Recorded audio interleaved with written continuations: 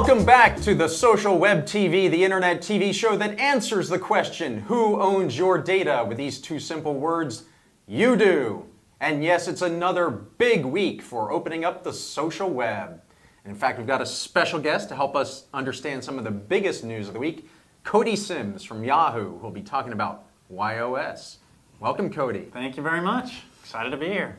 All right, before we get into the big news from Yahoo, other things in the news, I guess some stuff in the area of microformats? Sure. So it came to us that Best Buy has been doing some very interesting stuff, opening up their product platform, what have you, with a project called GiftTag. I think it's giftag.com, perhaps? You can link that up, Reg. Yeah. Anyways, what's very interesting about what they've done is first of all, they're using a microformat called HProducts, so a way of marking up products and web pages to add them to essentially your wish list. And this integrates with Facebook and things like that. So if you go to any web page that supports this microformat, you'd be able to add it to your wish list with all the details around it. The other interesting thing is if you actually check out the website, they've licensed this under a Creative Commons public domain license, and that's pretty big in terms of really being open and sharing this stuff freely. And cool to see a major retailer like Best That's Buy right. doing something with these open building Really blocks. like leading the way for others. Yeah, we're typically talking about internet companies, so yeah, Yeah. it's very cool. Yeah. And also last week, as you know from last week's show, we had a big week for Portable Contacts with a hackathon at 6 Apart and a summit at MySpace. Joseph, you want to tell us a little bit about that? Yeah, it was amazing. I mean, we had people there passionately working on finalizing the last details of Portable Contacts and debating all the high-level and low-level details. We had people there from Google and Yahoo and Microsoft and Facebook and Janrain and MySpace and the whole sort of high five. The list goes on and on. Small companies, big companies, individuals, all kind of coming together, and everyone obviously realizing that this is a common layer for accessing friends and address book data that we really need to have. So you can expect another rev of the spec out pretty soon, and we'll just continue opening it up more and more to the wider community as we really go through the end.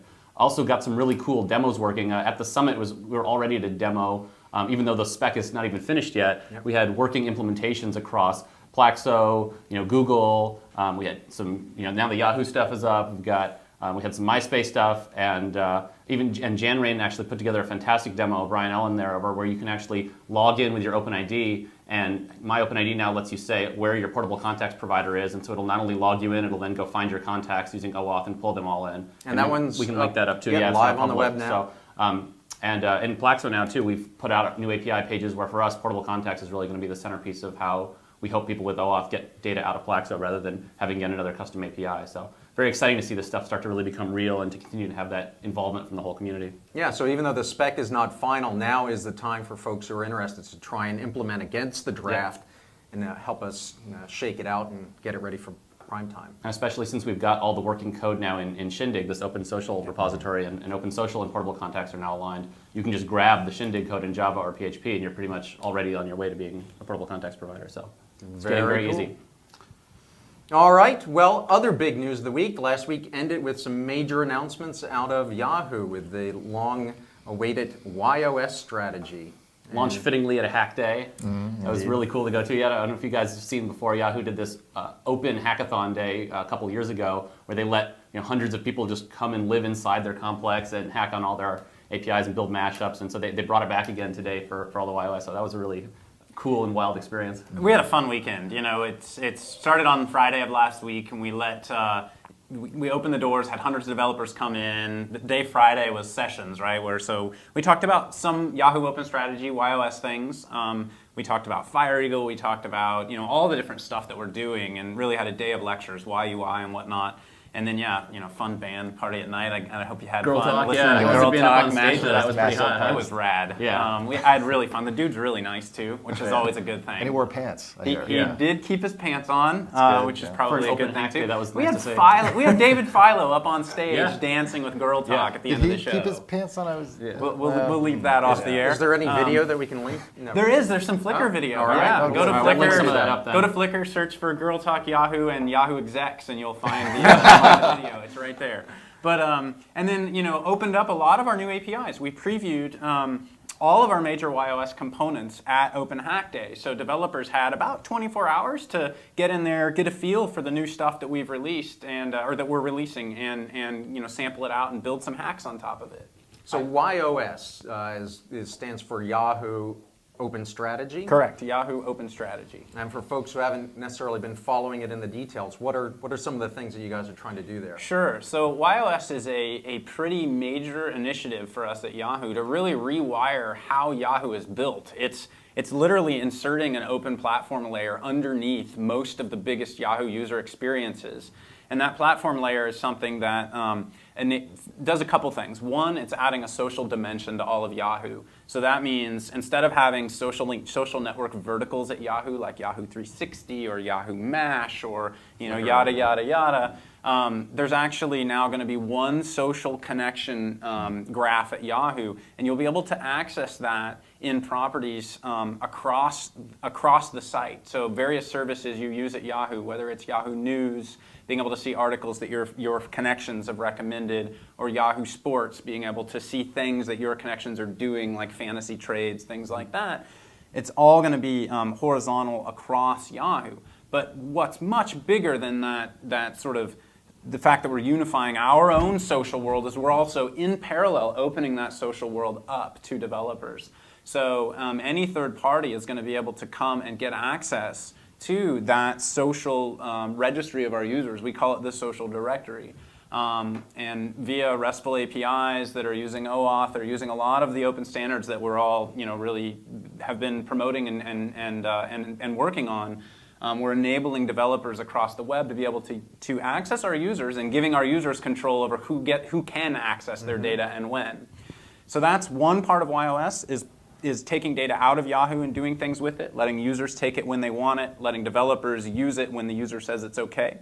And the other part of YOS in terms of open is also opening up parts of yahoo.com to let developers deploy applications into Yahoo.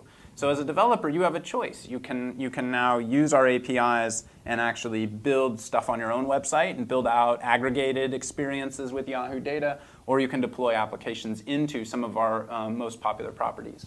Yeah, I thought it was, when I was there at Hack Day hearing all this stuff, and we sort of heard it at a high level, but when you actually saw you and Neil sort of open up, it's like, no, you can run code on yahoo.com homepage. You can run it inside Yahoo Mail. You can run it on My Yahoo. You can run it inside like all of these, these are like some of the biggest sites on the internet, right?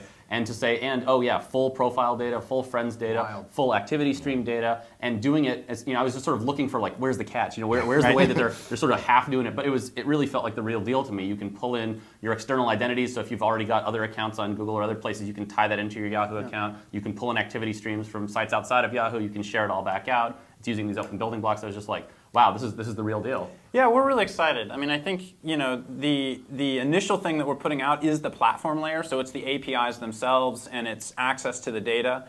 And then what'll happen is over literally the next months and into the next year, it'll be opening up properties one by one. So now you can deploy apps into My Yahoo. Now you can deploy apps into the front page. Now you can deploy apps into Mail, as well as building out the social footprint on yahoo.com, which activates our user base. So getting our activity streams, which we call updates, getting our updates UI onto places like the welcome tab of Yahoo Mail, onto the front page of Yahoo, onto My Yahoo, which helps users be able to also that's where they stay in touch with their friends. Right. So you do those two things on Yahoo, and it really supercharges this whole effort, because it gives the developer a place to distribute their activity streams, their content and services, property by property across our site. And it also gives them a place to deploy their applications property by property across our site. I think this is really big news. One of the premises behind the show is that the web is going social and the social web is going open. And you see proof points of that a little bit with traditional social networks transforming from walled gardens into something that's more of a mashup with the rest of the web. But look at Yahoo. I mean, Yahoo is like the #1 property on the internet in terms of time spent. Right. And it's a multifaceted web property that is now going social. And it's going social in an open way. So in terms of proof points, I can't think of anything more dramatic than what you guys rolled out last week. Yeah, we're excited, and I think you just nailed something that we think is an interesting differentiator, in that Yahoo isn't, a profile service and a canvas, right? It has all these really interesting contexts. Right. You know, Yahoo Mail itself is a really Right. interesting context for developers to get access to. You can do things with the inbox, for example, of course, with with the user's consent and Right. permission, right? You know, then you look at some of our media canvases, right? Like Yahoo Sports or Yahoo News, Yeah. and those things also have really interesting contexts for developers that are different than a typical social profile product. But we think all of them still have the capability to be extremely social and should be social, right? Can you speak to where the momentum and sort of initiative came from initially? I mean, because clearly Yahoo had to Yeah. come from a place where once it was sort of a directory of the web, and that was Yeah. many ages ago, to now where clearly not only is it going more and more social. I mean, Flickr was sort of like a big move in that direction a while ago, and now it's like, well, now let's invite everybody else to build upon our platforms and so on. Yeah, absolutely. So it's really, it's a great story, actually. Jerry Yang came back as the CEO of Yahoo last summer, and he proclaimed one of the 3 big bets for Yahoo was to be open. Right. And he said, we are going to be open. Now, as part of his 100 days or whatever, Right. he took a group of people aside and said, lay out the plan for what Open Yahoo is. And we laid out YOS, and we took it across the executives and got it funded, and here we are. Yeah, it strikes me, it is a really bold initiative. I mean, you sometimes see some of these companies saying, okay, well, I see some of this stuff going open, and Yeah. maybe there's a way for me to kind of dabble in this as long as it doesn't kind of mess up the core crown jewels. And you guys did exactly the opposite. You said, let's really make this bet from the ground up. And Well, what's really nice about it too is that it sets the bar really high. Yeah. There's a lot of sort of open washing going on where companies want to be open, but they're really not embracing it, and they Yeah. don't either understand or don't want to understand the core principles of what it means to allow other people to build upon what you're building, or to allow your crown jewels, so to speak, sort of go out into the open web. Yeah. But I think over time we're going to figure out ways where that model actually works to both improve the web and to benefit those companies that support this type of idea. I think Yahoo is, again, sort of set that bar really high where it's not just like, oh yeah, we want to like sort of hybridize our vehicles, but we're moving everything to like, electric or solar. Yeah, Yeah. and I thought that was one thing I thought also that kind of blew me away from not only what you guys are doing, but sort of how you set it in your presentations. That we've often talked on this show about the sort of the virtuous cycle of social discovery and sharing, where you can share things out, people find them, they come back, they start interacting. But to hear Yahoo, who's again such a big player that you might think, oh no, we want to sort of keep everybody trapped, but to say no, we really believe that when users are coming and having those experiences on Yahoo, sharing them out with other people are finding them and coming joining them, that is really how we're going to make our business more vibrant and bigger. And it's just sort of like and by the way, we're an open ID provider. We're using OAuth for standard RESTful APIs. We're giving you access to the same identity, social graph, content aggregator stack. It's like that's really putting your money where your mouth is. That's also really important because rather than a lot of the fragmentation, now there is still going to be some fragmentation in developing for social networks, particularly right now between Facebook and all the open social providers. But it is important that Yahoo decided to go along with the open social strategy. And they're actually now sort of spearheading or working very strongly on what are now called open social templates. Yep. So very Yeah, you similar guys have been to innovating on this too. Yeah, to what Facebook has with FBML.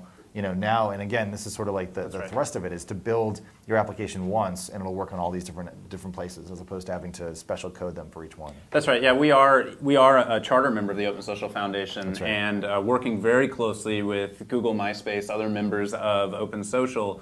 And the spec exists as it does today. We are taking a lot of that spec and making it available as part of our app platform. There are also some other things for various reasons, performance on places like the Yahoo front page, Yeah. security of our users, other things that we really are pushing the spec forward with to really ensure that it meets the needs of our users too. But what we're doing, we'll make sure that we're working with the foundation to get it in the spec. So we're launching initially, for example, with our app platform with some what we call YML tags, but we're pushing those into OSML and working with the foundation openly. You can go to the OpenSocial.org website and OpenSocial-templates.org, I think is another place. and you can find all of that information about how we're working together there. So this is a really big thing. This goes way beyond Yahoo. Essentially, in a world in which major internet players make a bet about going social and going open, and do that using these various open spec building blocks, now you've got the talented developer teams at all these different companies essentially contributing to Right. Yeah. this collection. You might call it a kind of a new open stack. But now the innovation in all those different companies is going into a common set of blocks that can move any of the companies that are in the open camp forward faster Yeah. than companies that are not in that camp. So that's like much like the dynamic in the early phase of the web, where it was the web versus the closed systems like CompuServe, Prodigy, and AOL. So Yeah. it's game on. Yeah, it should benefit developers overall too, because the tools that you use start to become more and more standard, right? Which is Yeah, it was and then, just like- you can innovate once you have a social layer that already exists, as opposed to recreating that social layer and then adding a 1% improvement. Now it's, a 50% improvement on the actual application layer. Yeah, or just things like you want to start hacking on iOS, don't bother learning how to use BBauth. You've got an OAuth library you're already in. It's like, oh, wow. Yeah. So to that point, folks who might be interested in hacking on YOS, what's sort of the time frame for being able to do some of the things that were shown last week? Yeah, so we published most of our social API spec actually a couple of days ago. You can go to developer.yahoo.com/social and see almost all of our API spec. We've also launched the docs for something that we're calling Yahoo Query Language, which is essentially That was very cool. an interface for mashing up a lot of the Yahoo data, mostly our OAuth-enabled data, but also some just kind of general data that doesn't require user authentication around it. That's also at developer.yahoo.com/YQL. And then our OAuth implementation is at developer.yahoo.com/OAuth. So all that's there to learn now. The interfaces for those APIs are all coming very imminently. Cool.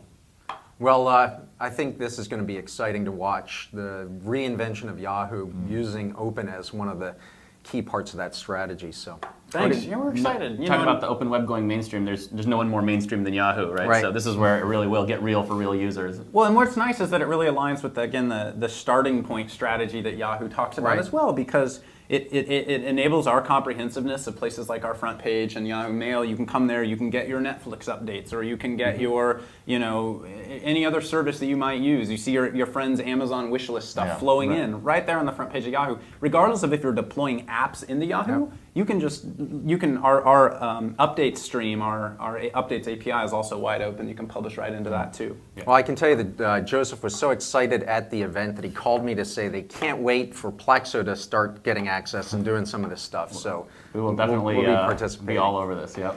Cool. I think that's we covered a lot in this show. And Cody, I hope we get you back in the future. You've been a great guest. We're taking a little bit of this on the road. Joseph, I know you're going to be doing some of the open talk. Where are you at? Web Yeah, 2.0? so next Friday I'll be talking about all this open stuff at Web 2.0 Expo in New York, and then the following week I'll be on a panel at MTech at MIT, so I'm looking forward to that. Awesome. So if you're at either of those events, be sure to introduce yourself to Joseph. And whether or not you're there, make sure that you're here next week for another exciting episode of The Social Web TV!